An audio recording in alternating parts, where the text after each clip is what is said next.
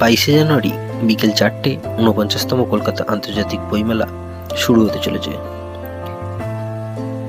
কলকাতা বইমেলা যে মেলা প্রতিবার সাহিত্যপ্রেমীদের এক নতুন পৃথিবী উপহার দেয়, এবারের আয়োজন হতে চলেছে আরও বৃহত্তর ও আকর্ষণীয়।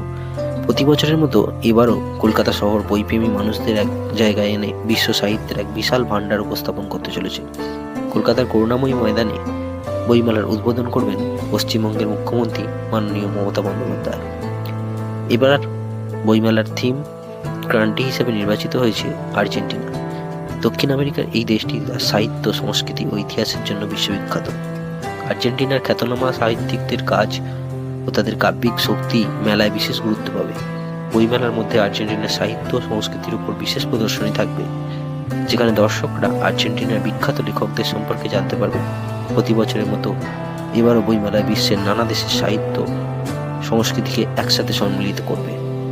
বইমেলা সম্পর্কে আরও বিস্তারিত তথ্য পেতে চ্যানেলটি সাবস্ক্রাইব করে পাশে থাকবেন।